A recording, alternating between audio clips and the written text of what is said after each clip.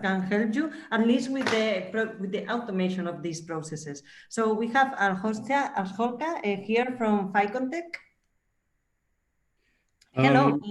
Yes, would you like to explain what is Ficontec doing and how could you help Tom to ramp up production? Yes, of course. So we are a machine manufacturer and we automate, of course, fiber connecting and packaging from lab environment, for example, but also into high volume production. This is a transition we can actually support our customers with. And so this is valid, of course, for a lot of people or companies here. On the other hand, I would like to comment on Jim, actually from HG Tech. So it's a little bit difficult nowadays to travel, of course, and we have set up quite a good application lab in Shenzhen, actually, but we also do have people in Shanghai, and maybe this is the first step, to get in touch with Ficontec to solve some of the packaging issues. At least my offer. Okay, thank you. I guess I love your background. You know, I guess you are not there. It's just a background. That's just it's fabulous. Okay, so then regarding micro optics, in order, well, maybe to help Tom, no, with this for this packaging of the fiber, we have here Axetris. Okay, so Cynthia, would you like to explain what is Axetris doing in the field of micro-optics and how can you help Tom for this fiber coupling? Yeah, sure. Hello, everyone. Hello. Yeah, Axetris actually is the silicon lens manufacturer in the optical communication industry. I think maybe in this industry, a lot of the company already our customer. I think most of the customer of the company already know us.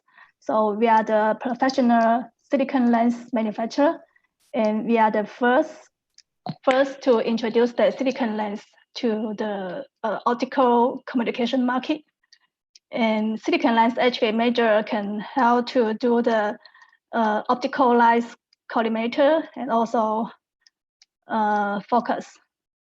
So I think the transceiver, also the WSS and coherent products use our lens. Yeah, so it's the roughly introduction. Okay, thank you very much, Cynthia. And now I think that yes, I think that Mark raised his hand. Mark, would you like to comment?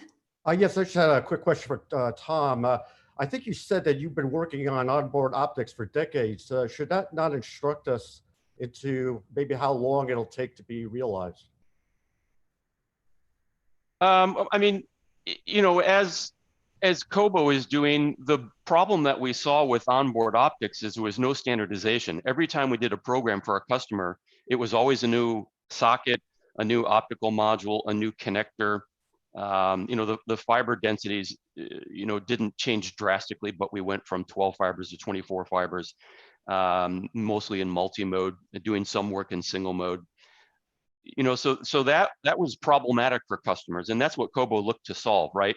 Give us a socket and a footprint, and characterize the electrical channels and define what the optical data rates would be, and that eases the whole ecosystem, right? Everybody has the same blueprint to operate from. And I see, you know, co-packaged optics has got so many difficult problems to solve.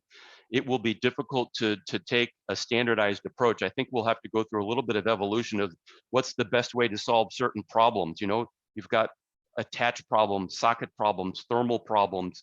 As I'm working on the fiber interconnect, getting in and out of it, those things need to evolve quickly. And then we'll start to look at in terms of how we can go back to a COBO approach in terms of co-packaged optics and get a set of rules that a broad number of people can operate in and utilize. So in terms of timing, you know, we have to move quick with the technology, but then we also have to be quick in enabling the customers to use the application, right, to use this toolkit to solve their optical connectivity issues, right? And that comes down to education across a broad number of customers and contract manufacturers, you know, so they can use it and adopt it quickly. Okay, thank you. And then we have a question from Sylvia from Senko Photonics. Sylvia, would you like to unmute yourself and make the question, and also you can take this opportunity to present your company? Yeah, thank you for giving me, I hope you can see me. Yes. Good, thank you for, I wonder how Molex sees the fiber coupling either by the edge or by the surface. From Untitled Photonics is a startup company born from Leti, and we do photonic ICs, fully photonic integrated circuits. And we believe surface couplers are key for cost purpose when you test your device. It's very helpful to be able to test at the wafer level. You gain lots of time. So I was wondering what's the vision for the other players, for the other participants in this EPIC meeting? Can you comment, Molex and other people, please? So very quickly, I see feedback from clients, a strong desire for edge coupling, because I think that solves the broadest number of applications. But you know, certainly surface coupling has been around for a while and is something that a number of customers use. But edge coupling seems to be the longer term desire because of the density it can achieve, and I would say more flexible on the interfacing technologies, but certainly adds challenges for fiber coupling, for separable fiber interconnect for sure. So you say it's a longer term solution, the edge coupling. Why is that? Because of the density, or is it? Yeah, I think the density, the flexibility in the photonic aspects of the chip design, it just gives a wider array of knobs and levers at on the photonic level of the chip than you get with surface couplers. Okay. Okay, and I think we have another question from Wilfried from SUS Micro Optics.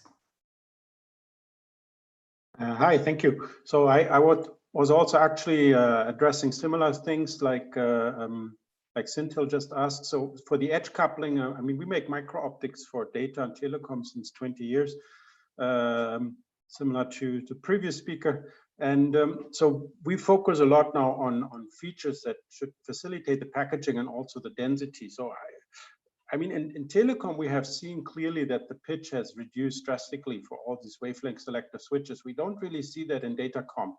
And I wonder why that is so. So we also saw a talk yesterday at the PIC event on from Corning. They're going to 80 micron pitch now. We clearly see that applied in telecom, but not in datacom really. So I wonder, why is that so? And we would love to do that for datacom as well. And also we offer also now more and more packaging relevant features, like we try to integrate prisms and things like into the micro lenses. So you have on one side a lens, on the back side you have a prism directly to couple the light by 90 degrees. So this is all features that we like to offer, but I mean, of course, there's a price point for all of this. But when I see the density that you want to have, then we try to help you where we can. But we need the input from the industry. We can't just, so there's a little bit of a push-pull situation here. We can offer things, but then there has to be a market pull for this. So would like to see how the industry sees this. Yeah, Wilfred, you bring up a good point. You know, in telecom, we are used to doing what I would call photonic boxes, and the industry in telecom is used to doing that. The datacom marketplace is not a photonics market per se, right? But with co-packaged optics, we're starting to slide towards that, right? We're getting fiber deep inside the you know, I call it a box generically, but datacom has typically not done that, but we're going to need it for co-packaged optics. It's going to be a photonic solution, and it's going to need to adopt a mindset that the telecom companies have already have in terms of photonics. At the same time, it needs vastly higher densities when we talk about getting, again, 500, 1,000 fibers coming off of an ASIC package, and that's a challenge. So yes, looking at 80 micron fiber, looking at different fiber pitches to try and optimize that is the big challenge. And it's great that you are talking about co-packaging optics, because we are organizing another online meeting in co-packaging optics the 8th June, and we hope to see you, or to see all of you there to talk about this. We have more questions. Tolga from Fraunhofer IZIM. Yes, please. Okay, hello, Tolga. Would you How are like? you doing? Well, yes, very good. So do you have a question, right? No, am I mistaken? Okay, then it's my fault. So would you like to explain what is your organization doing and how to help this community? So, as you know, Fraunhofer is one of the largest research organization in the Europe. So, especially at IZM, we do focus on reliability and micro-integration, in shorter sense, packaging in photonics. So, we do face these similar challenges as the industry have. So in terms of miniaturization and going to higher data rates and lowering the cost mainly. So we hope to see the solutions in terms of self-alignment features and moving towards that in order to reduce the costs. Thank you. Thank you very much, Tolga. And now, if I am not wrong, again, I will say we have a question from Intelligent. Valerie? Yeah, thanks, Anna. Yes. So I have a question to Tom and co-packaging at large. So it seems that fiber management is the toughest problem in co-packaging. And from this perspective, a simple question: why don't we reduce the fibers by going dense WTM and solutions like that? Can you comment on that, as opposite to parallel optics, which probably Molex is focused on? No, we're going to need both. As we said, I think it's one of the reasons that leads back to the questions of edge coupling versus surface coupling. I'm not the exact person to answer this, but broadly, my understanding is when we go at surface coupling or the grating couplers, right, we start to get restricted on what we can do with wavelengths. So certainly WDM is a way of starting off with 4 wavelengths to achieve a speed, but without having to change the optical interfaces, right? We go on chip and we add more wavelengths to it. So certainly that's going to be important. For chips that don't have onboard lasers, that leads to the next problem. If we're having to couple light into the chip remotely, right? That's another thing. It's better to have lasers on the chip. That's another suggestion. For sure. Some people have it, some people don't, right? So in that's some about material, I platforms, guess. Yeah.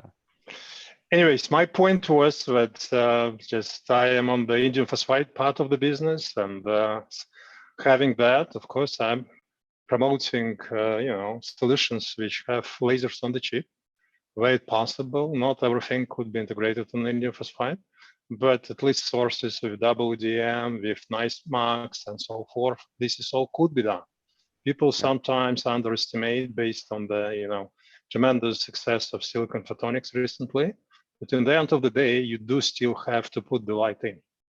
So indium phosphide is always there. So 2 words about the company. Intelligent is another Ottawa, Canada-based company.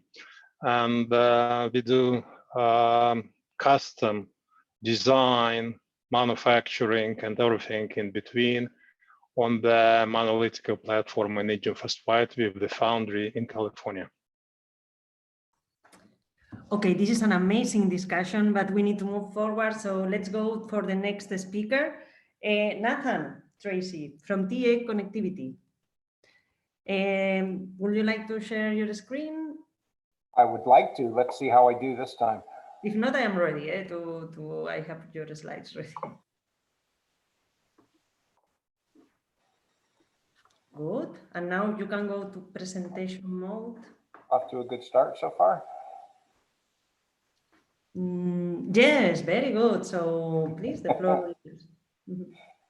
Yeah, so as Anna said, I'm Nathan Tracy from TE Connectivity, but for the first several minutes here, I'd like to talk about Ethernet Alliance. So I'm a board member for the Ethernet Alliance, and we are the organization that gives the voice of Ethernet to our members. It's a truly a global community of a broad cross-section of the industry made up of end users, equipment vendors, component suppliers, test and measurement, and academia, all participating together in the voice of Ethernet. The organization has been around for a long time now. It's over 13 years old, promoting and advancing the Ethernet that's out there. And of course, you know, whether it's Ethernet of the past, Ethernet of the present, or Ethernet of the future, we have a voice in that, and we work hard to promote and advance Ethernet. We don't write the specs, but we participate in proving out, validating, and then helping to host discussions about where should Ethernet go next. So we provide that forum where we can have that discussion and that debate. And we provide a very valuable resource to our membership and to the industry to ensure and demonstrate the interoperability of Ethernet. So we make sure that the industry is aware of the coming generations of Ethernet, and we validate that, in fact, they should trust that coming generation of Ethernet. We think of it as a place where both large corporations, where they have many messages to get out, we give them that forum where they can get out their Ethernet message, but then also the small companies that don't have the budgets to get a voice out there, we also give them that place as well. One of the key things that I've mentioned is the interoperability testing. And, you know, it's not always necessarily 2 times a year, but typically about 2 times a year, we get together and we do interop testing where many members bring their equipment, they bring their optics, they bring their cables, they bring their test silicon boards, backplanes are brought in, and we put all that on the table and we set up a round robin, we record the data, so some of these are published versions of Ethernet, and of course, you know, we validate the ecosystem is there to support that.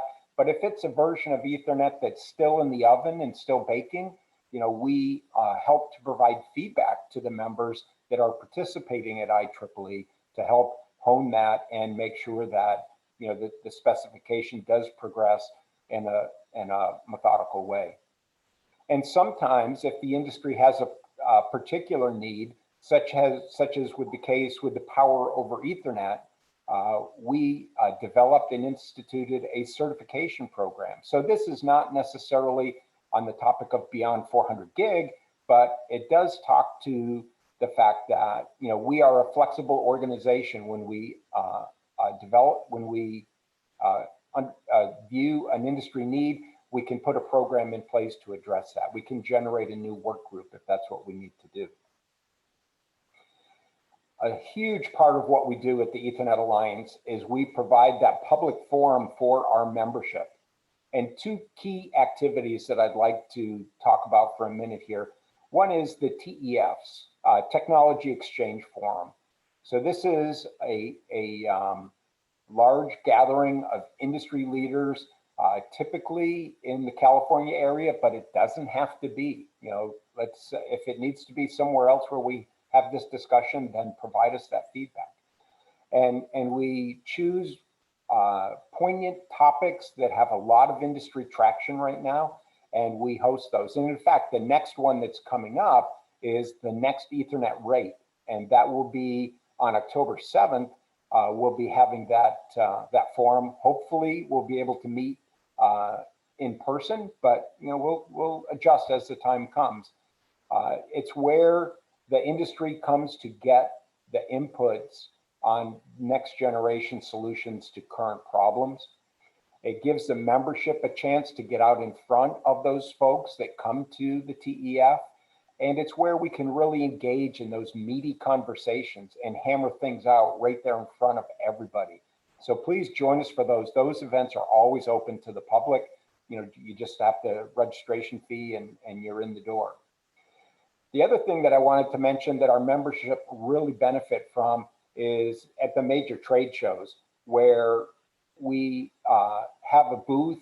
We have our members bring in equipment and do validation testing at the trade show. We create a network across the show floor where we can create a fiber network such as 400 gigabit Ethernet going from booth to booth to booth and allow our members to connect into the EA booth that drives traffic. It's truly an environment where even the small startup companies have an equal place to display their wares, talk about what they offer alongside some of the giants of the industry. So it's a great value to our membership, you know, the ones that, for example, maybe don't have a big presence at a trade show. It gives them that big stage to stand on. So I think the Ethernet Alliance has a lot that they can offer to this conversation that we're having today about, you know, how do we get beyond 400 gig, and invite all of you to participate in that.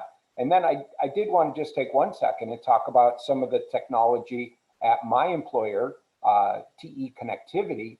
And at TE Connectivity, we're developing the electrical interconnect technologies that are going to enable beyond 400 gig. We can't have photons if we can't get the electrons there. We're solving the problem of how to get to next generation electrical rates. And we're bringing those technologies that we develop to industry standards organizations where, you know, we share the data and we talk about how these architectures can help to enable the industry. And in some cases it's electrical, but now we find ourselves also bringing thermal solutions as well. We've heard a lot of conversation today about co-packaging, and the thermal challenges of co-packaging are significant. And we're bringing electrical interconnect and thermal interconnect solutions to that space. So we're developing all of these solutions. And on the far right of my slide, you see that we're even starting to do the channel analysis and the comparisons on how we're going to get to the next generation electrical rate. Now, how do we get to 224 gigabits per second on a differential pair so that we can enable the industry to get to that next step, 1.6 terabit. And with that, I'll pause there and turn it back over to Anna for questions. Thank you very much. Yes, to Jose, but that's okay. Because Yeah, sometimes you get the luxury of getting Anna, sometimes I'm sorry, you have to be me. The idea here is to find cooperations, find collaborations. I spent a lot of hours with your people at the Ethernet Alliance booth playing with demonstrators. It's frankly an amazing experience, which I recommend. But the epic question, what can they do for you? What can you do for them? Well, I tried to talk about it a little bit. With regard to the Ethernet Alliance, I really think there's a great opportunity here. And that's why we're participating in this virtual event with EPIC today, is because I think we can help each other. So as I mentioned, the Ethernet Alliance is a place where it gives even the smallest companies the same voice as the big companies. And so I think this is something that, the broad membership of EPIC can benefit from that. And I think all the technologies that we're hearing about today, the EPIC members have, we want to be aware of those technologies. As I mentioned, we are having forums, we are having debates about next generation Ethernet. And so, we want that brought in. So, submit, when we have the call for papers for the TEF in October, please take advantage of that and submit an abstract on what you can present to that forum. Get out in front of that big audience and use that stage opportunity. So it is great. With regard to TE, as I mentioned, we do bring our technologies to industry standards, and we do try and push the needle and push the technology forward to enable these next architectures that are going to be necessary for beyond 400 gig. It is great because there is still very little overlap between our members. So I'm going to introduce some of my members that I love very much, all the way from the capital of optics in Europe, Jena. We have the company Jenoptik. And Jenoptik is very active in the integrated photonics world because they are trying to make sure that at industrial scale, we can test different photonic devices. And they are willing to interact more with virtually integrated companies. I have my friend Tobias with us. Tobias, how are you doing today? In my company, we developed a solution for testing photonic integrated circuits. So that's the start. It's an optoelectronic probe card. And with this solution, we are ready to have the test on standard wafer prober equipment. And so we tackling the need for very high volume electro-optical testing. And the key advantage is that you can do it on standard equipment, and as a platform development, we are going to expand it really to have not only single chips tested, but also chips in parallel or a lot of high optical I/O counts. So for a company like Jenoptik, Nathan, or a company like they are trying to set up fantastic demonstrators to show companies where technology can be taken to the telecom operators or to the data center operators. How does it take to have a demonstrator working at one of your beautiful, beautiful demonstration booths?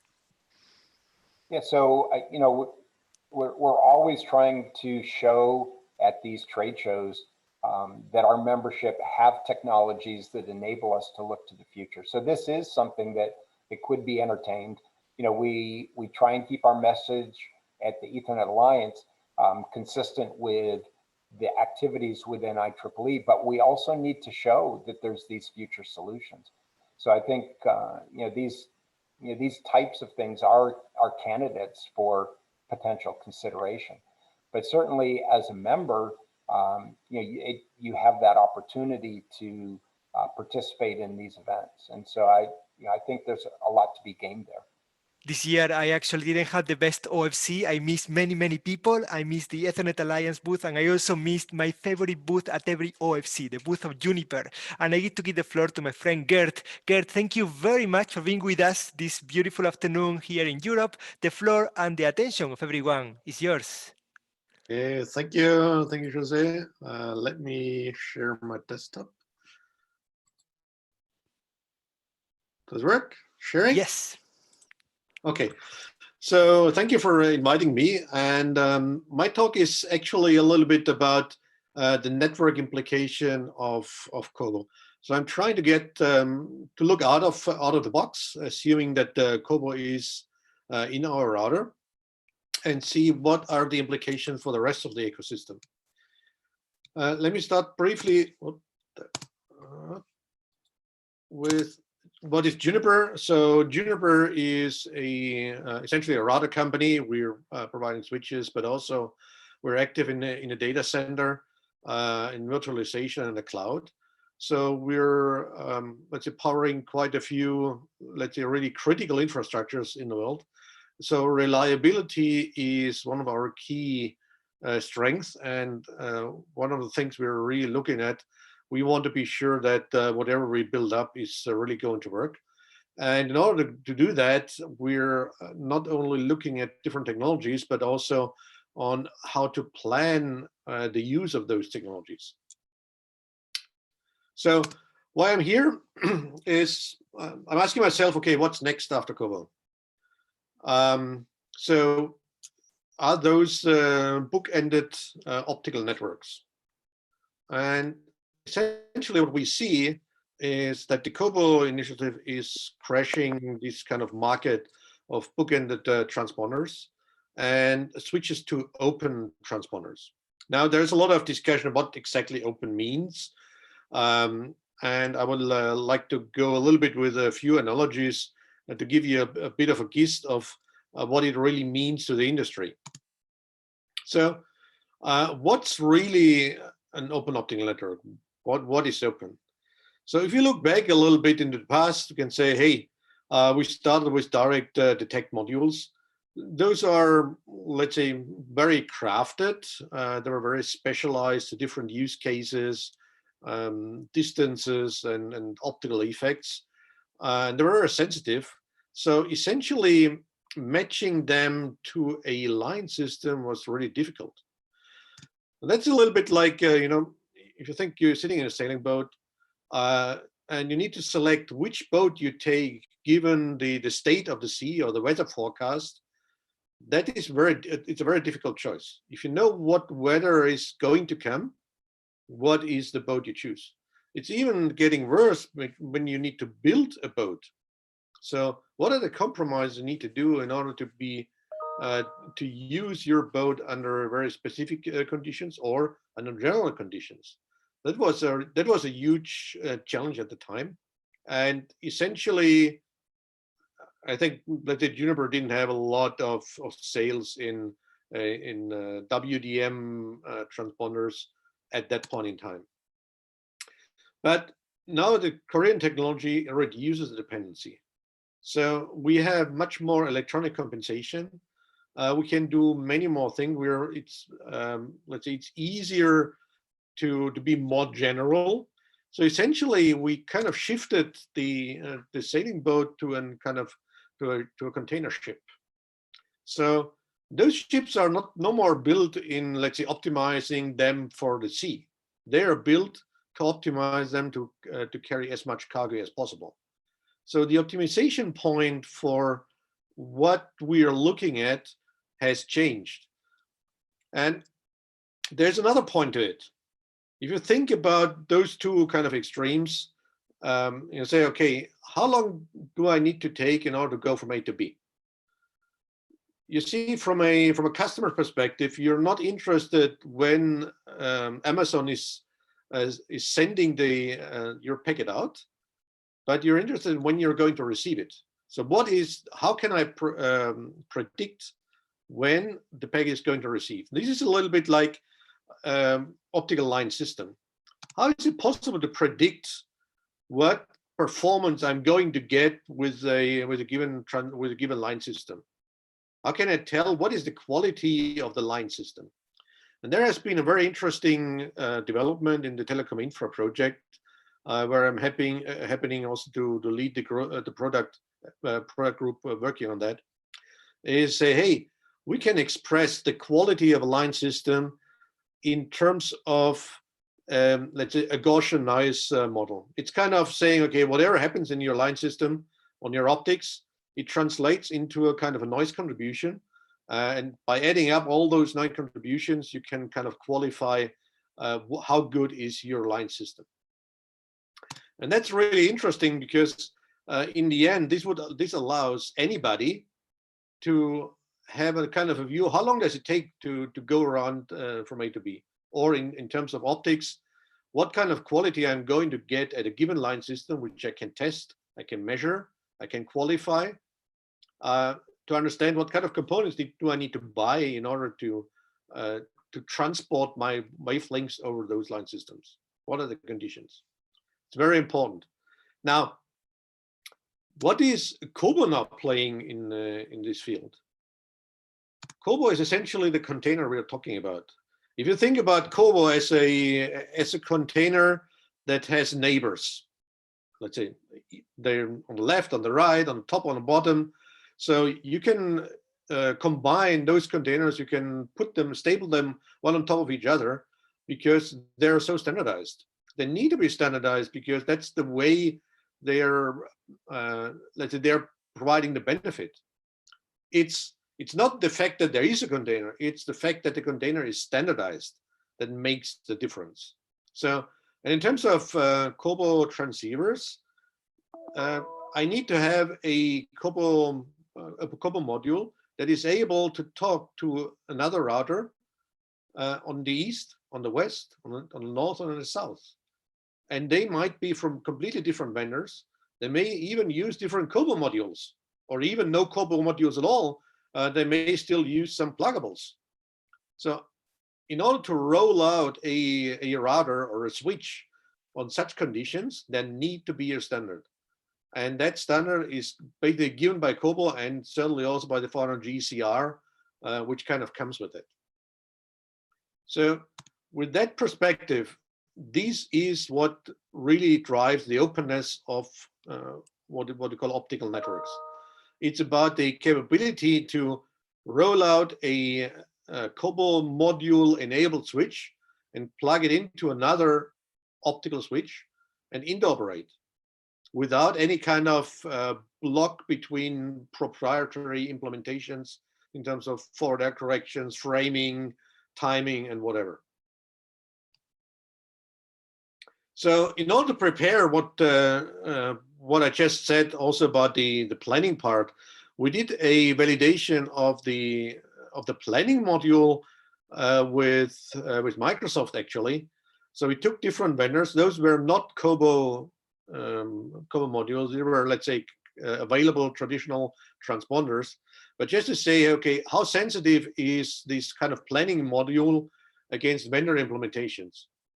And actually, we found out that it's really reliable in predicting what will be the performance, the signal to noise performance of any vendor in the optical line system. So it's really, let's say, plus minus, let's say less than plus minus 1 dB of errors over very large distances. So in essence, with this, we can basically plan the line system independently of the vendor. We know what it's going to deliver in terms of quality, and then you can select the vendor. So to wrap up a little bit, for us, open optical networks are really enabled by 3 things, which are all kind of started a little bit with COBO and essentially with OIF with the 400G CR. So on one hand, we need to simulate the whole ecosystem, so a line system and the transceivers in a packet optical network. So this allows to automate the operation of the network because we can simulate it. So we can put it in the cloud and know what it does. Then there's another important thing for us, which is a neutral qualification of the quality. So today we need to qualify every single vendor we get in our lab. So we would like to have somebody else looking at the vendor and say, okay, which one is good and which one is not. So the same is true also for operators. They don't want to buy everything out of one hand. They want to have some optical vendors, some service companies who are really measuring and qualifying their rollout. And the last thing is the key thing for making it all possible. It's really about fungibility. You need to be able to swap out some piece of equipment and replace it by another one without having the need to also replace the remote end. So this means each end of a link has to use the same simple standardized interface. You don't want to keep the interfaces book-ended as it is today. So that's kind of the summary of my talk. Happy to take any questions. Okay, thank you very much, Gert. Great presentation. So, okay, let's talk directly about packaging. Everybody has challenges in packaging, and we have here a company, Modulite, and I think, Petteri, maybe it's a good opportunity for you to introduce what your company is doing, and if you have any comment for Gert. Thanks, Anna. First of all, so happy to see all of you here in this workshop. Myself being 6 years in a board of EPIC, stepped down this year and seeing this great success with these workshops, even offline and remotely. This is so great to see. Actually, I had a question, a little bit general, more on integration. I think we seem to agree that there's optical integration being needed in coming years to really solve these problems we have raised here with power management, efficiency, and all the things. And whereas these, let's say, physical interfaces, interoperability, and these things are obviously things that typically are covered with MSAs and so on. I myself, representing a semiconductor company manufacturing indium phosphide and gallium arsenide lasers now 20 years, and seeing also the previous hype with silicon photonics that was a while ago. I'm so happy to see it's finally realizing into products, and we are seeing transceivers utilizing this technology. But what I'm seeing a little bit puzzling me today is that we seem to be in a situation where we are seeing multiple technologies, which we have discussed also here today on a semiconductor level, indium phosphide, silicon nitride, SOI, and well, plenty. And what I'm mainly worried about from a semiconductor perspective is that how do we make sure that we kind of ensure the physical interfaces on a chip and circuit level, that we utilize these technologies in the best possible way. And it's a difficult question. I don't expect to have an answer for that, but I would like to hear maybe at least comments from Gary and yeah, maybe some others who want to comment is that what kind of actions we as a community could do that we would kind of streamline this photonics integration technology range that we seem to have on ahead of us. Okay, that is a good comment, Petteri. So, Gary, would you like to comment, or someone would you like to comment on this? Yeah, thanks for the question, and maybe other people can jump in here as well. It's not an easy question to answer, as I mentioned before. I think in some respects the solution space is getting more diverse as we move to these higher speeds and things get more difficult. But I think, again, like a lot of the work with my OIF out and we're doing in the OIF is really trying to drive, recognizing that and trying to drive more standardization in the ecosystem around sort of specific technologies. And I mentioned the 400ZR before was the coherent technology. That was a technology that started off in the the more the sort of telecom long haul space. It was very sort of fragmented, proprietary, and again, what the OIF did in that space is really sort of take that technology, recognize it was needed for a new application space, and really try to drive some more agreement and standardization around that technology, really to drive a sort of a robust ecosystem. So again, I think the OIF is working, and the things like the IC Trocer was the same thing as Jim mentioned for the optical engine, where again that was the sort of thing that everybody was designing their own optical engine. It was different. If you were designing that optical engine, it was different for every single maybe transceiver vendor you're trying to sell it to. Obviously that doesn't scale well as you're trying to drive up the volume and down the cost. So again, the OIF in that aspect really played, I think, a pivotal role in sort of trying to drive some standardization and commonality in that space. So maybe not a direct answer to your question, but again, I think with my OIF on, I think those are groups that can really help sort of drive some more commonality, and because again, I think going forward that will be critical. And maybe if other people want to take that question, give their perspective, I'd like to hear it as well. See Mark is raising his hand, so maybe he wants to comment. Mark? I had a question, but I know that Brad wants to get in here, so why don't you go with him first? Okay, thanks, Mark. I was actually going to just talk a little bit about the fungibility aspect that was mentioned by Gert, and I think it applies a little bit to the colleague from Modulite. Is when we went through this whole COVID-19 as it started and supply chains had to shift, it was kind of interesting how it really drove the need to understand fungibility. But fungibility isn't just at the package, the transceiver level. It also goes into the subcomponents. And I think this is where it gets really interesting as optics tend to advance more closer down into the data centers to replace some of those electrical connections.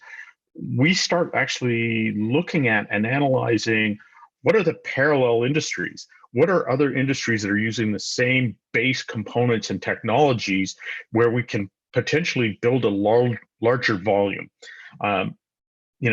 As much as there's massive amounts of optics used in data centers, there's significantly more optics used in iPhones, for example. So it's how do we get the ability to take some of the technologies that are used in other areas and think about how can I apply them, or are there subcomponents that we can reuse in other areas? And I think that's one of the areas that's very difficult. I mean, you're hearing a very Ethernet focus here today, but it doesn't mean that you have to design something that's specifically for the Ethernet industry. It may come from other industries that help us drive down to lower cost optics or even lower power interfaces for this. So these are some of the other considerations I think we have to take into account. And backward to you, Mark. Thanks. Yo, thanks. Yes, I had a question for Gert. Gert, I'm just a lowly analyst, and maybe I look at things too simplistically. But I was watching your slides, and you were going to talk about COBO, and then your first slide is what are we going to do after COBO, and then you went back to COBO and talked about that, suggesting that COBO is responsible for ZR. I assume it's also responsible for co-packaged optics as well as color Z. But what percentage of your resources would you say is devoted to COBO for equipment that's going to be actually be shipped? Well, it's difficult to give a definite answer to that, but we're definitely looking very, very closely to COBO in order to ship equipment as soon as possible. So what I showed on my slide is what's going on right now in industry. It's rarely shown on a single slide because there are so many shifting pieces which come together. So, if I read the articles, they say open optical systems are not coming. Everybody talks about since 20 years, but they're not there.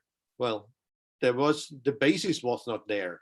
We didn't have coherent, we didn't have COBO, we didn't have the need to be compatible and fungible between boxes. So all of this comes together, and I think a clear standardized solution that is kind of really plug and play, you just put it together based on COBO, is something to come.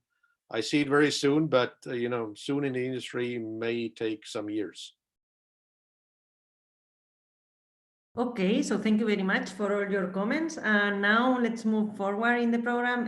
So it's the moment to introduce you Pierpaolo Boffi from, the coordinator of Passion. So Pierpaolo, if you want to share your screen. Thank you, Anna. And good morning or good afternoon to everybody. And thanks to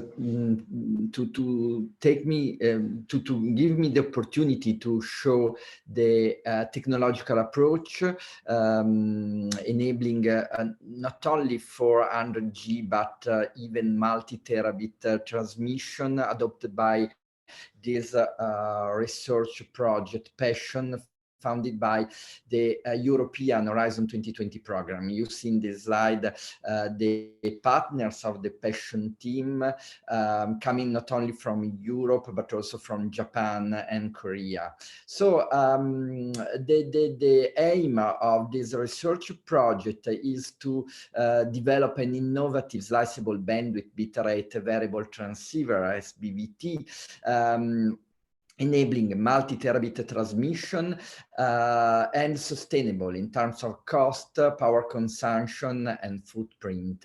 And to achieve this target with an alternative approach, first of all, we employ low-cost, energy-efficient light sources such as VCSELs producing indium phosphide in the C-band with a high modulation bandwidth, and these VCSELs are modulated directly, for example, by PAM4 or better by multi-carrier modulation formats such as DMT, which thanks to bit and power loading allows to match the not uniform and bandwidth limited response of the whole system.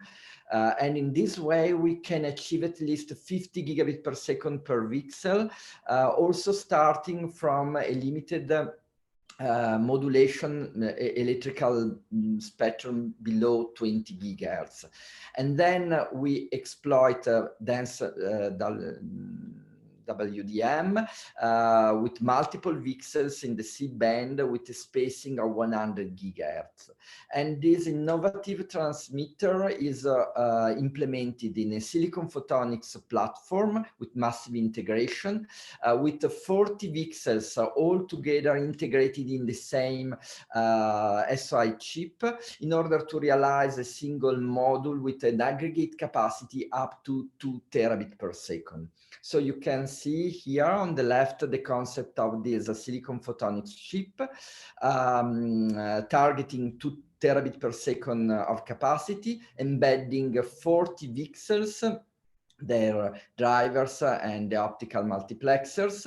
In particular, we put 10 indium phosphide VCSELs on each side, VCSELs produced by a German company, Vertilas, characterized by single mode operation in the C-band with high modulation bandwidth. The target is 20 gigahertz and low power consumption. So we have demonstrated beyond 50 gigabit per VCSEL with a power consumption lower than 30 milliwatt. And you see here the design of the chip realized by the Finnish Research Center VTT with the optical multiplexer characterized by low loss and crosstalk thanks to their design, and the fabricated chip by VTT 2 centimeter by 2 centimeter in dimension for a total capacity of 2 terabit per second. And on the right, you see the picture of the 2 terabit per second module with the electrical interposer and the silicon photonics chip in the middle. And the power consumption of this optical chip is around 5 picojoule per bit. So this 40 VCSEL module constitutes the passion fundamental building block providing multi-terabit transmission, but we use a modular approach. So we use identical modules such as this described one, in order to build a super module with increased capacity. In particular, the 30 emitted wavelengths from the VCSELs in each module can be tuned by the temperature in a range from 0 to 75 gigahertz. And in this way, by combining 4 of such a module, we can aggregate 160 WDM channels with a spacing of 25 gigahertz and the total capacity up to 8 terabit per second in this super module. So of course we can exploit also polarization division multiplexing by combining the outputs of 2 identical super modules orthogonal in polarization, and in this way we achieve 16 terabit per second of capacity. And with spatial multiplexing with bundles of fiber, multi-core fibers, and so on, we achieve more than 100 terabit per second per link. In this case, for these very, very impressive capacities, we can put at the receiver side a coherent receiver in order to manage the polarization, but also to compensate the chromatic dispersion in order to allow application with distances of hundreds of kilometers. So, I've shown you this alternative technological approach used by Passion in order to enable multi-terabit transmission in a sustainable way in terms of cost, energy consumption, and footprint. The application analyzed in Passion is the metro network, but of course the same technological approach can be exploited also for other short and medium reach applications such as inter data center connection, 5G, XOL networks, and so on. And not only in the C-band, but for example, in the O band, in the L band, and so on. So please take a look at our website in order to be updated about our news and our future achievement. Thank you very much. Thank you very much, Pierpaolo. Grazie, grazie mille. You know, Pierpaolo, we've been talking a lot, and I already told you that there are many, many startups in Europe that want to use the passion push that you have done, creating attention all over the world of the VCSELs towards all the way to the telecom operators. So I'm going to show you something very cool. There is a company in Epic called Icon Photonics. Carlos, how are you doing today? Carlos told me, I have something really cool to show Pierpaolo and everybody who is crazy about packaging VCSELs. And he's going to show us only one slide, and he told me 1 minute, so he's super, super speaking fast today. Hi, Jose, can you hear me? Loud and clear. Is it my presentation on? No. Yes, please, share again the presentation. So thank you all for this quick presentation, for all discussion as well. So Icon Photonics is a startup company located in east of Paris, a spin-off from a CNRS research center, and we focus on photonics packaging. So I'm presenting here just some ideas presenting out our technology and some ideas of collaboration that we could find. So the core of our technology is this green material, which is actually a polymer-based technology. So we fabricate a 3D vertical polymer waveguide directly at the aperture level of the chip. If it's a VCSEL or if it's a photodetector, it works on both directions. How we fabricated this taper waveguide that adapts the mode between these such small devices and the fiber. We do it as in the lithography process at the wafer level that allow us to have a collective manufacturing and cost-effective process production. So then we don't need actually to use the wafer level production. As you can see here, we can also work with arrays. We use actually, again, collective manufacturing process. We use silicon carriers to embed these arrays. Then we fabricate our integrated optics using lithography. And again, we can go forward. We can actually bring a silicon feature using a wafer bonding and do dry relative etching to open these openings, to do these openings and bring the fiber down. So what I present to you here is high production and cost-effective solution for photonics packaging. And also we can say that reliable solution, because some of you are thinking, are you using polymers or about the reliability? And I can tell you, if this is the concern of you, please contact me, because we actually did all the bunch of tests in terms of temperature cycling, moisture, shear stress, and so on. So this is something that we are quite having good results. And also we're actually trying to expand this solution to the quantum computing applications, since we think that can work on the cryogenic applications as well as spatial applications, taking into account outgassing and radiation aspects. Thank you, Jose. I give to you the word. It's quite a spectacular startup. So you want to get in touch with them to have discussions, I will be more happy to make that introduction, because I'm going to go on now to Belfast in Northern Ireland. I'm going to introduce a very interesting company who makes fantastic caps, but also great equipment for the testing of photonic device. Dylan, how are you doing today? Hi, Jose. How are you? Thanks for the introduction. What do you think thanks of the for meeting so far? Which kind of cooperation do you want to make?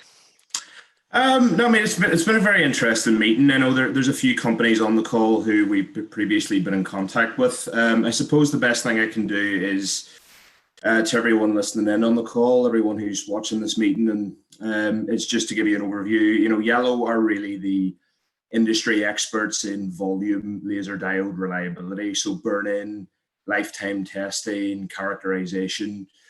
We've been around for 37 years. We have all our in-house mechanical design, manufacturing capabilities. We design our own software in-house. We've been supporting customers in the field for a very, very long time. And I would just say to anyone, you know, again, watching this meeting who has a requirement in this area, that we, you know, check out our website, yellow.co.uk, get in touch with us. If you have a device you need to test, you want to do some burn-in, talk to us, and we'll see if we can come up with a suitable solution for you. And we also make fantastic mugs, as Jose said. Yeah, you want to get one of them, just give them the address, they will send them to you. Basically, any device that needs to be tested in any volume, these guys do it very well for the semiconductor lasers, but also for the photonic integrated circuits. You're going to love very much the next presentation because we go to the connector side, we go to US Connect, we go to my friend Tom. Tom, how are you doing today? I'm doing well. How are you? I'm looking forward to your presentation. The attention of everyone goes to you. Okay, great. Thank you, and hello again to everybody. My name is Tom Mitcheltree. I'm with US Conec. We're a leader in the optical connector and optical ferrule industry. I've been around for almost 30 years. And I want to thank Tom Merpod from Molex. His presentation that he just gave really is a good launching point for what I wanted to talk about next here, which is how can we take the work that we've done in COBO, many of us are COBO members that put a lot of work into the specification the last several years, how can we take advantage of that for co-packaged considerations?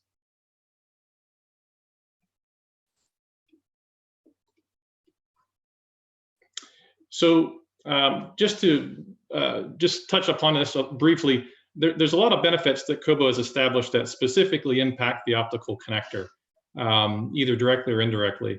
One, just having an all-inclusive approach that Brad kind of dictated from the beginning was, we wanted to not just do something specifically for the data center or specifically for high-performance computing, but something that can be adopted more broadly.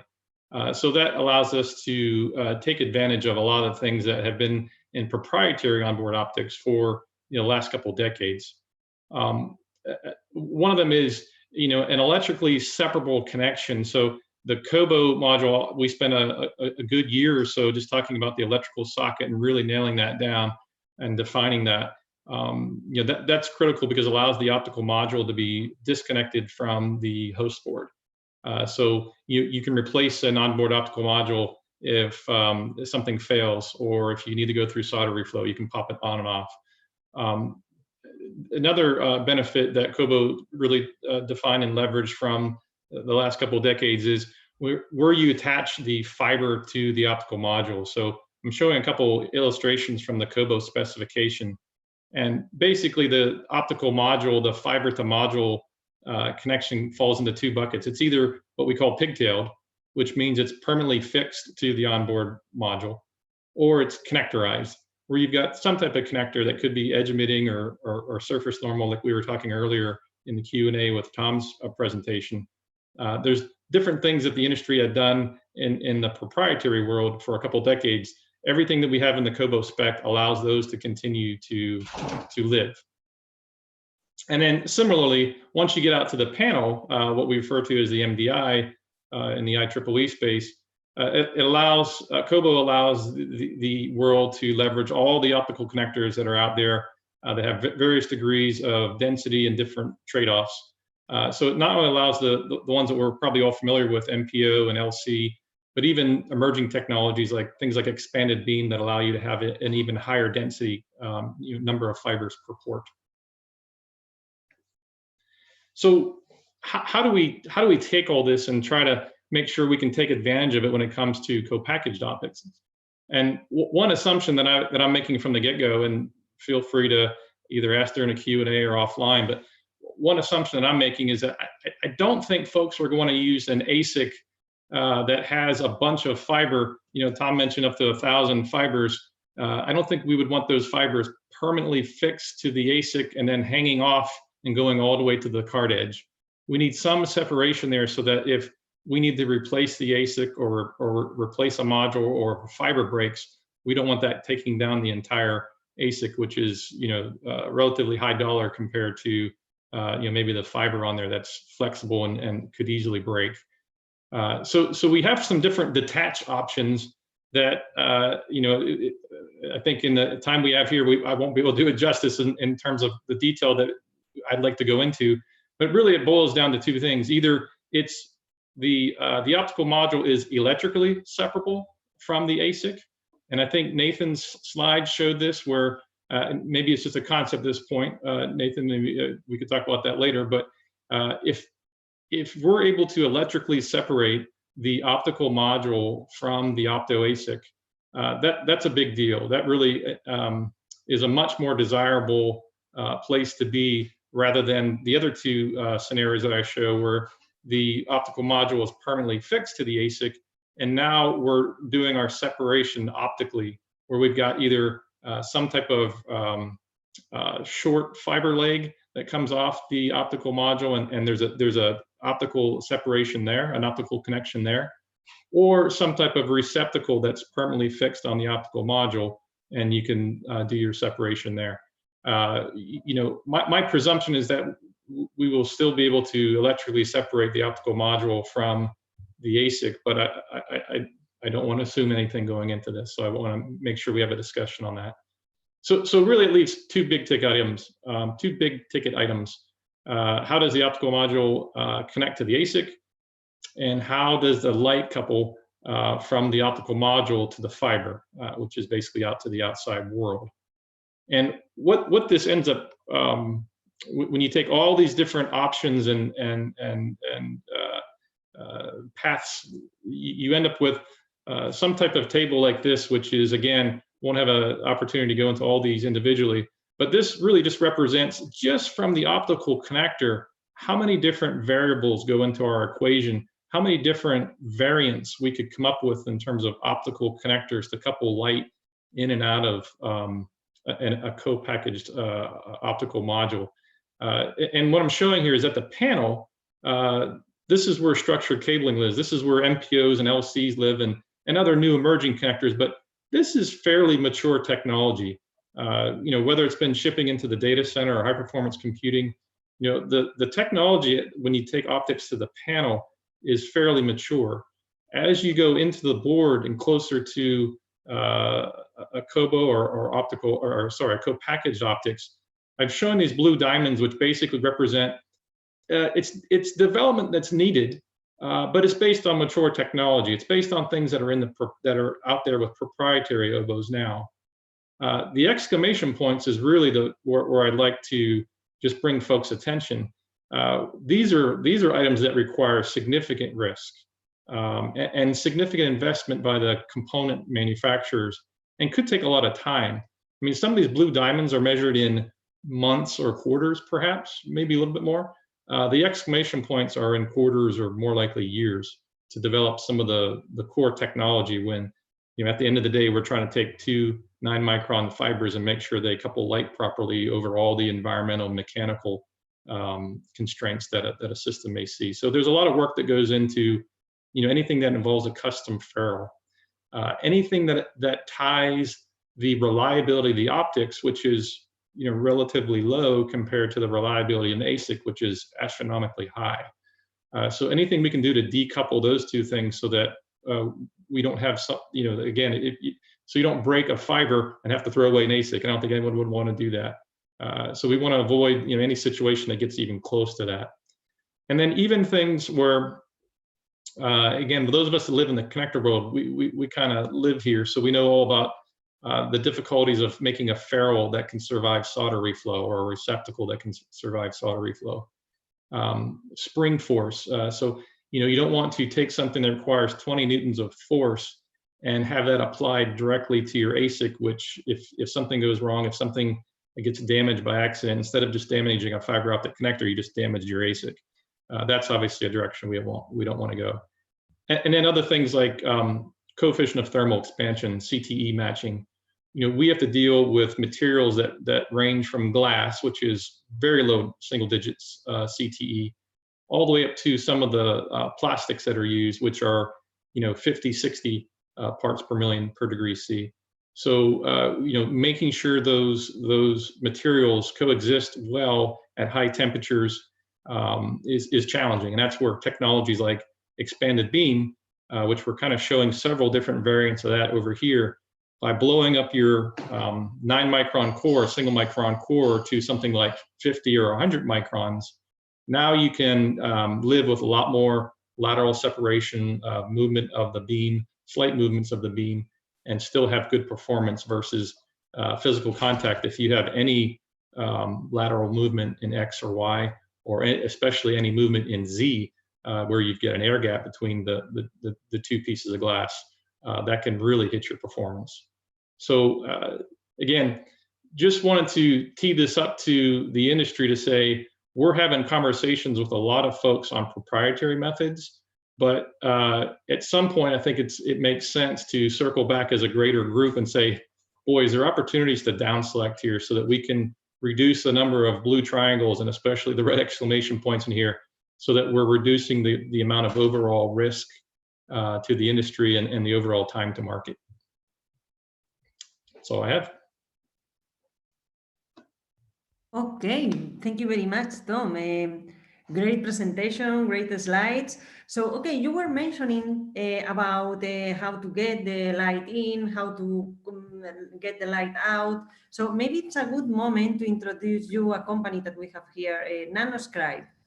So, Gert, would you like to comment now about how your company can help with this?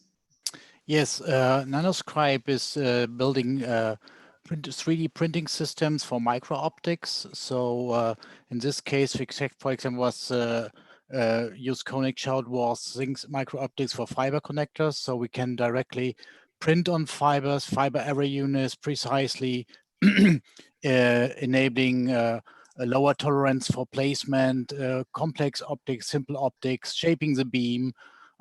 We can also print on chips, optics, things like this. These are things we are developing. Most of the actual projects are rather for doing mastering. So that means doing a complex 3D shape optic, which then can be molded in high quantity and then can be positioned or glued to the chip or as a VCSEL areas, VCSEL area arrays of VCSEL and things like that. Very good. Okay, thank you very much. So then questions, comments for Tom or for Gert?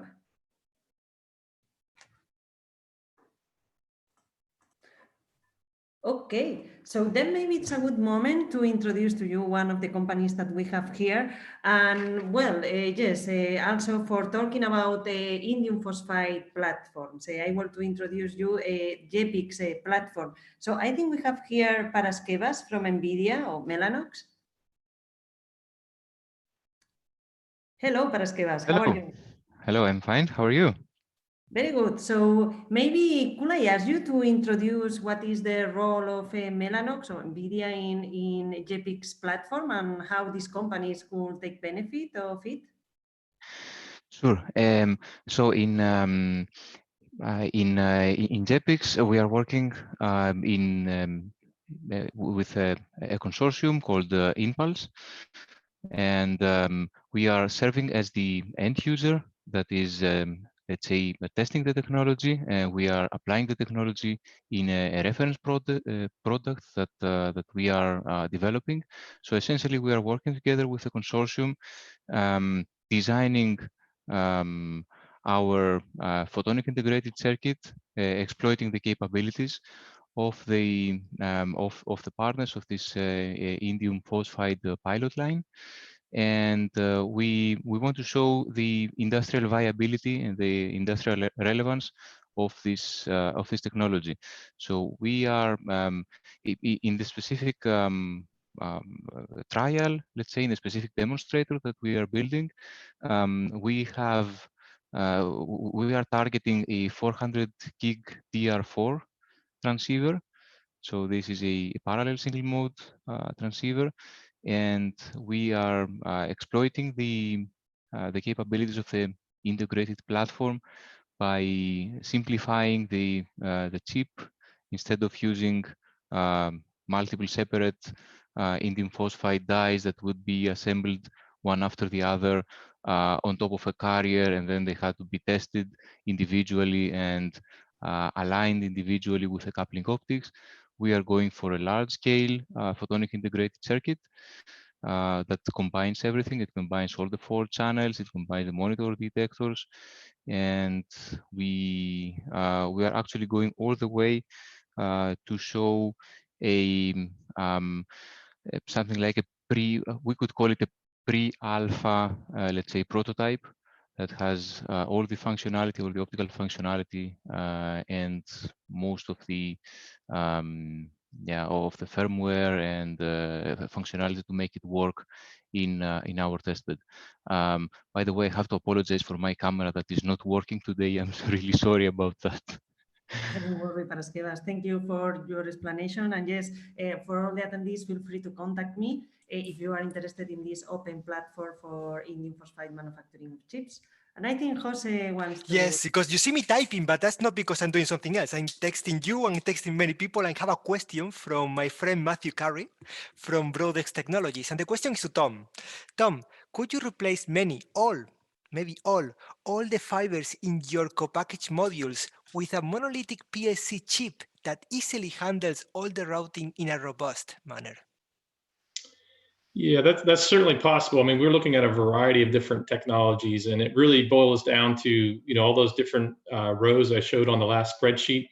When it comes to the CTE of the materials that would be used in something like that, when it comes to whether something is edge emitting or surface normal, that question was brought up earlier.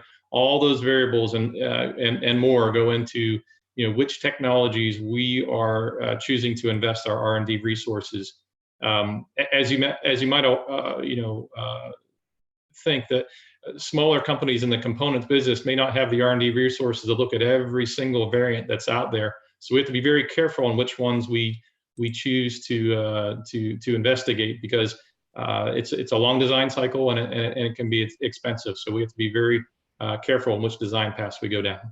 You have been a great advisor for many of the companies. Many people from US Conec have been coming to EPIC meetings. We had one at Hoover Sooner on single mode versus multi-mode, and many people started a collaboration with you. So you're a star. Thank you very much, Tom, for being with us today. Your presentation was fascinating. And we go to the next speaker. We go to Senko. Tiger, thank you very much for being with us today. Tell us about cabling, tell us about connecting, tell us about connectivity. The floor is yours. Thank you, Jose. Do you see my screen now? Perfect, thank you. So this is Tiger Ninomiya from Senko Advanced Components, and I'm a senior technologist here in the Senko and resides in the Massachusetts, United States.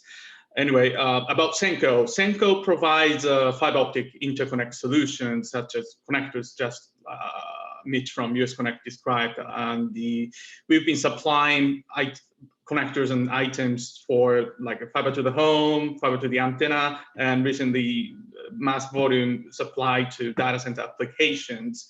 And we're in this field over 20 years. And the Senko's participate in multiple organizations, standard organization, as well as COBO and EPIC. And we're happy to work under those groups. But today, just like mentioned by Mitch from US Conec, I will focus on existing technologies that interconnects fibers between modules to the faceplate or front plate. And we'd like to share what we can do beyond that. So first of all, I'm sharing two of the new duplex connectors recently released to the market. And the one is called CS and the other is called SN. And the CS, I believe this is something really optimized for dual duplex interconnect against the QSFP-DD or OSFP applications, and the beyond 400 gig, I believe 2x 400 gig FR and LR is probably targeted using CS connector. And the SN is really focused on replacing some of the MPO for DL4, SL4, and the SL4.2 type of applications for QSFP-DD and OSFP. And the benefit over MPO is, as shown on the bottom, is that the cross connection can be made easily point to transceiver, switch to switch. So the network design can be a little bit simplified, shifting from MPO to this type of duplex connectors. And both are using LC ferrules just to keep the existing technology enhanced. We miniaturize the housing, just like shown on the right side. And that leads to the high density results. So this slide, I'm explaining how duplex connectors are helping onboard optics or co-packaged optics type of applications. As described earlier, cross connection can be made easily with those duplex connectors because you don't have to break out. So if you're using NPO as an interface at the faceplate, you have to break out the LC connector or maybe using the shuffle box in between to make the mesh structure. But as shown here, a duplex connector is a pair of TRX typically. So you just need to have one jumper in an absolute way and connect point to point. And also, if it's a top of the rack type of application, it's easier to break down from the top of the rack switch to the server. Easy. Another point, especially focusing on comparing over NPO or MT ferrule, ceramic ferrules and also LC ferrule is typically having better and stable performance typically because NPO have to make multiple fiber connections carried by one single ferrule, which is a little challenging to maintain the fiber positions each other. So another point was a cleaning of the end face because NPO has guide pins that you can clean only between pins, where ceramic ferrules you can clean it. So I believe the link budget is getting really key between module to the other end of module, which we may need to consider some of the ceramic ferrule approaches over NPO. But still, NPO is one of the most high density connector to me. But using ceramic ferrule approach at the faceplate, comparing LC and the new high density duplex connectors, probably you can create more room for airflow, just like shown in the picture on the bottom right. So we are assuming that to achieve the same fiber count at the faceplate, these miniaturized duplex connector would help to cool down the equipment in this perspective. In the last slide from me is showing the connection points in between module and faceplate. So as Mitch brought up how to couple the fiber and also where to break the connection or the pluggability. Unfortunately, typical way is the use of fiber array attachment to the silicon chip. So that's permanently attached. So fungibility was in the discussion, but the unless, like a T mentioned, unless electric contact can be removed using these fiber array approach is not really making the application fungible. But anyway, also especially for co-packaged optics, some of the cases you have to have the external laser source outside of the package. So PM fiber is going to be also critical.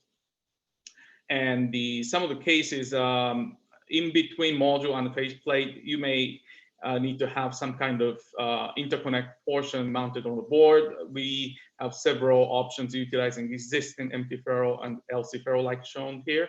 Also, another area we think that it's key is that behind the faceplate front panel connection to keep it clean or more spacious by having multiple connector miniaturization. We can provide some of the extra room for the equipment so that they can have more room to manage the fiber, or maybe the equipment can be much smaller in a package. So these are existing items we have, and we would like to keen on work with the other members to find out what their pain point and if there's any need for new optical interconnect solutions needed. And that concluded my presentation. Thank you very much. Thank you very much, Tiger, for this presentation. And also I want to thank you for joining EPIC during this year, well, just this year recently. So yes, thank you very much for supporting our association. And well, so then for challenges, tell me about your challenges. What kind of collaborations are you looking for with the companies in the meeting room? Yes, so I think Tom Marapot from Molex earlier mentioned about the density, but I think there are multiple ways to do the densification. One of the approach discussed was a WDM approach, and another also discussed was the multi-core fibers. And we are happy to supply some of the high density solutions, but there are much different discussions, and of course, depending on the application, there should be multiple solutions, but we'd like to hear what would be the directions of those WDM and the multi-core fiber technology being adapted to co-packaged or maybe onboard optics type of application. Okay, thank you, Tiger. So do we have comments for this or questions for Tiger? Okay, so maybe it's a good moment to introduce to you a company working on packaging at EPIC, COBO Optics. Sven, are you here, right? Would you like to introduce your company capabilities now? Hi, can you hear me? Yes. Okay, hi, yeah. Hello, everyone. Nice. Thank you for the introduction. Yes, we're in the field of packaging optics since about 20 years almost now. So we have a technology for using polymer, micro-injection molding, and to package discrete elements. So we power the old 100G LR4 transceivers with the small multiplexers inside, you know, the old CFPs were discrete assemblies, and then we went into putting the electronics, the active elements directly into the multiplexers, ripping out the fibers and putting photodiodes and lasers into the MUX.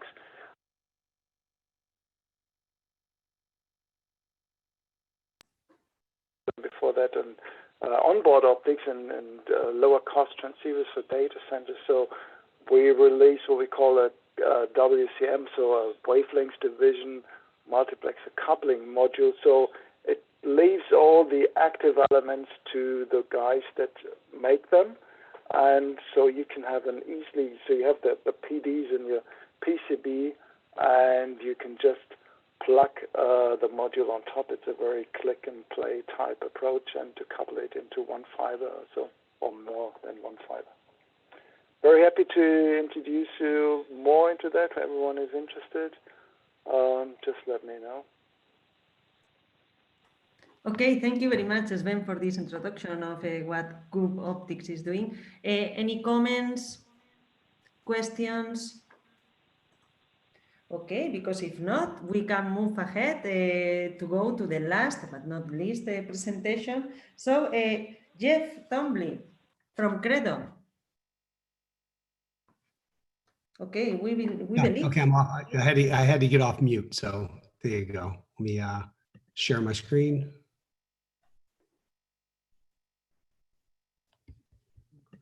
Hang on.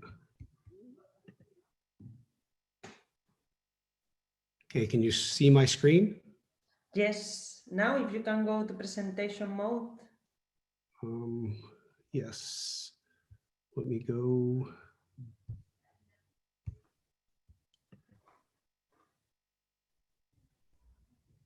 Can you see it now? Not yet.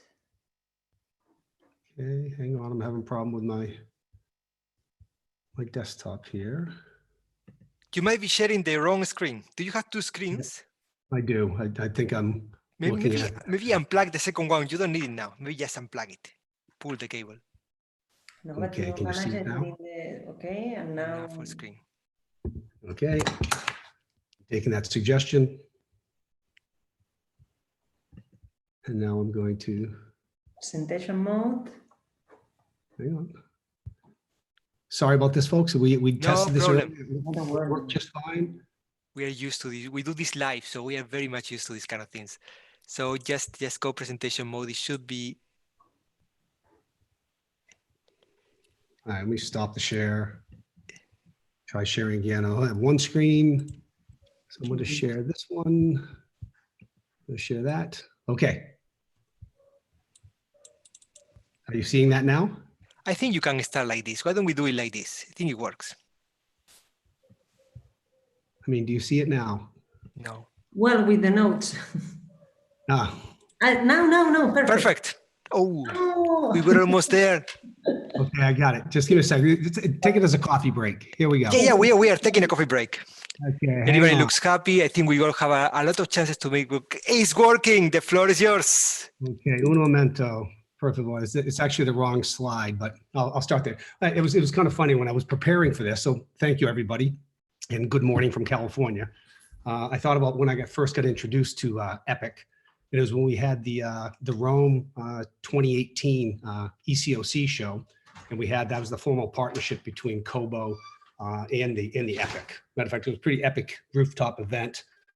Good sunset looking over the Vatican, so it was pretty important. And I was thinking it was at that show where we actually had demonstrations in both the COBO booth and the Ethernet Alliance booth on the electrical connectivity for 100 gigabits per second electrical PAM4. Which is very important kind of for forging this what's beyond the 400 gig technology that we're deploying today. So that was just kind of, and actually when I think back to that was Credo technology that was built in 28 nanometer. And what we're rolling out as part of the Credo connectivity strategy this year and through next year is all based on 16/12 nanometer technology at much lower power and better performance. So we've been kind of, I guess, championing, saying, let's get to the 100 gig radix, so 100 gig electrical, 100 gig optical now for a little over 2 years from a Credo footprint perspective. So a little background on Credo for those that don't know us. We're a privately held company, but we're quite sizable now, about 250 people worldwide, have offices, California, Hong Kong, Shanghai, Wuhan, and Taipei. So got a good global footprint. And what we really are about is Credo connectivity. And so it's the solutions that go around the big ASICs, whether they're compute ASICs, switch ASICs. So if you look at the slide here, we've got 25 gig, 50 gig, and 100 gig SerDes technology. So we take that core technology of SerDes for the serializer, deserializer interface, and we put it into line card products. That's the first one on the top there for retimers, gearboxes, and got a big footprint on MACsec security. Then we build the DSPs that go inside the optical modules.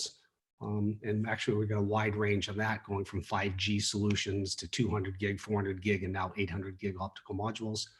And then we're very big on this high wire active electrical cables to kind of complete the ecosystem for rack connectivity. And to do this solution, what we decided to do at 100 gigabits per second in particular, we actually have 5 SerDes architectures that we developed for the optimized solution. So, if you're on the bottom and you're building, 2.5D or MCM based chiplet solutions, you want a USR, XSR, low power, low picojoules per bit interface there to come off the ASIC to the module. Again, whether that's just a SerDes chiplet or it's an optical island. And then if you look at the retimers, whether it's, chip to module plus MR, or the big sledgehammer LR. So we took the investment to go do that. And again, what we're keen on is working with the kind of industry organizations and industry partners to say, how do we test these new channels? So if it's in the kind of the existing ecosystem, can we get to the front panel with 800? Do we get to the COBO module? And again, we vetted those, but now it's time to kind of start doing the deeper integration work.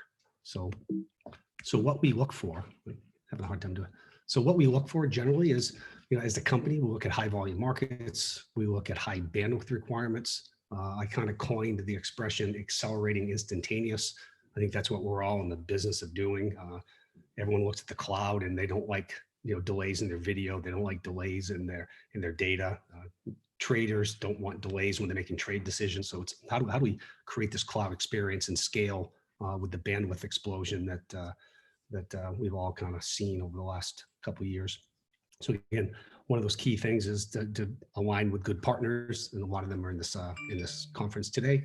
And then really, align with industry forums. We're involved, I think, with all of them: EA, COBO, IEEE, OIF, and now EPIC. So looking forward to seeing what we can go do to kind of get these 800 gig and 1.6 terabit solutions really into a footprint from a power footprint, a cost footprint, a fungibility kind of footprint that we talked about. So that's all I have to present today. Thank you very much for a great presentation. Thank you for adapting to this world in which you do everything live. Many people told us we should record the presentations. I don't like that. I like the feeling that we are live here. Jeff, it's your first ever EPIC meeting, but we had a great party next to the Vatican City. I remember it was epic. Jeff, you know the EPIC style now. So what can you do for them? What can they do for you? Yeah, so from our perspective, we've always made our labs available to do really the channel analysis. You know, Nathan put a picture up earlier from TE where they're looking at the 224. We've been kind of vetting PAM4 at 100 gigabaud technology now for a couple of years. You know, we believe that that's a path forward. Now we got to start looking at those channels to say at what power, at what reach, and what can we go get accomplished, whether it's fly over next to the chip, fly over to the package. Can we get some PCB board traced on there? So, you know, we kind of see ourselves as the electrical, you know, kind of workload, and want to, you know, kind of pair up with the optical community on, you know, how can we, you know, cross those domains. Thank you very much, Jeff. Brad, we are at the end of this beautiful meeting. It's a pity. I would like to do this for 24 hours, but we are at the end of this beautiful meeting. Brad, what did you think we have learned so far? What kind of cooperations, collaborations, what learning points, what is in your mind now that we're going to have a beer afterwards? I'm not sure I can have a beer yet. It's still a little early in my day, but you guys are more than welcome to start with. It's always 7 o'clock somewhere. Yeah, exactly. Shh, I got it hidden over here. No, I think other than the beer and great epic party in Rome, I think one of the aspects is it's good to have these type of things to let people see how people are working on these solutions from different points of view.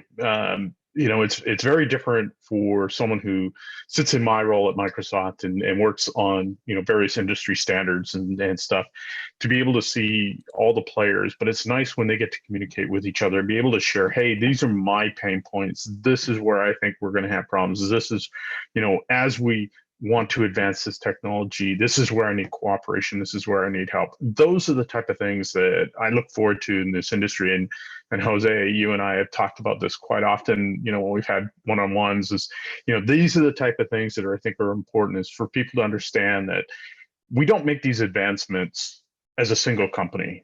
Everything, there has to be a large level of collaboration, especially if we want to make some of these serious changes going forward. And I think this is a good start. I look forward to, I know we're planning to do more of these together. I look forward to doing more of them and seeing where we can go and work that we can develop to create specifications and create products. And one in Seattle at the headquarters of Microsoft. That's going to happen for sure. John, what did you learn today? What kind of things do you think we should do at EPIC? You know, I heard a lot of recurring themes today. I think one of the best ones that I heard was about benefiting the entire ecosystem, right? And I also heard people saying that, you know, it's tough for small companies to be doing everything. It's tough for big companies to be doing everything. So I think these sort of meetings are great to start getting these sort of issues out there. The gentleman from US Connect with that chart of, well, here's where we have technologies, this is going to be investments. Those are exactly the kind of conversations that we as an industry need to have. Everybody needs to benefit from this, either through selling the products and technologies that they have, to the people who are actually going to purchase these things and deploy them, right? So we need to have this thriving ecosystem. And I think this type of meeting that brought all those parties together, we're going to need to have a lot more of them. Gary made the comment, there's lots of solutions out there that are coming up, and they do grow. It's just basic math. Think about it this way in terms of, you know, going to 800. Well, could it be 8 by 100? Could it be 4 by 200? Could it be 1 by 800? All those sorts of things. So it only takes 2.5 hours, and we can do this at any time. Yeah, exactly. So I think there is a lot of benefit to getting this group together and having exactly these kind of conversations. I've been sending emails, just like I know you have, saying, I need to talk to you, I need to talk to you, you know, because this is happening. This is going to happen. And I want to reiterate that, you know, that bandwidth curve that I showed at the beginning, that's real, right? We see that from lots of things, and there are all of the surrounding technologies that aren't shown in that chart are happening as well. So Wi-Fi is going up, 5G is going up, home access speeds are going up. That's all going to contribute to this. And if we don't take care of this problem now, I have been at the forefront of being yelled at for Ethernet not providing fast enough solutions, right? And I can see right now, if we don't get started in 2026, as I'm approaching the big 6-0, we'll go to the next one, of course. I'm going to be stressing out, right? Let's see what Gary has to say. Gary, this has been a very condensed meeting. A lot of things discussed. It's just the beginning. We need a lot more discussions. But what have you learned, and what kind of things are in your mind after the meeting? What I've learned is it's past my lunchtime and I'm very hungry. But no, just to follow on from what John and Brad were saying, again, this is my first one of these meetings. You know, it was very useful, and thanks to the opportunity to just present sort of some of the activities that the OS been working on in this space. As we mentioned, I think, you know, there is a lot of technologies out there. It was really useful to hear a lot of the other maybe sort of smaller companies that I don't get to see or interface with in my day job all the time, because I think. But you're gonna get to know them even better, because many of them are already asking me if I can introduce him to this very nice guy from Cisco. So you're gonna get a lot of introductions. You Nate, just have to buy me a few beers. But no, a fantastic dinner that you're gonna have at the Atomium in Brussels in the next ECOC. That is gonna be the epic VIP party, COVID-19 allowing. But I want to hear from Nate. Nate, what did you think of the meeting so far? What kind of connections do you think we can make? And I think it's good. And I kind of just read what John said. I think what's going to be important going forward is to drive that ecosystem in a certain direction. And with my OIF hat again, I think that's something the OIF's done in the past, and it is very useful because, you know, to really get to the volume and the cost points that Brad and some of his friends would like, you know, we can't have all these little niche sort of technologies across the map. You really have to get some consolidation and move forward and have some standardization around a certain direction. And when it comes to standardization, challenging, and I think these discussions are help. Indeed, and I'm going to go to Nathan to finish the meeting, because I think you have the honor of giving us our final remark, and then I will tell you what I have learned. Thank you, Jose, and thank you to everyone for including the Ethernet Alliance in today's webinar. You know, I think we've heard a lot of useful data points today, and if you listen carefully, not all of them are in alignment. What is the hardest thing we have to solve? I heard multiple opinions on that. And so we, you know, truly, we need this ecosystem. As I have participated in a number of industry organizations over the years, they all have different personalities. They all have different strengths. And when we all come together like this with the EPIC members, it allows us to put everything on the table and sift through it. And that's truly what we're going to have to do. You know, everyone who was referred to as an expert earlier said, yeah, but I don't know if I am anymore because it's getting harder. It is getting harder, and that's why it's going to take everyone here to bring it forward. So I think it's great that we have EPIC and COBO and Ethernet Alliance bringing this together. And again, thank you for the chance for us to participate and be a part of it.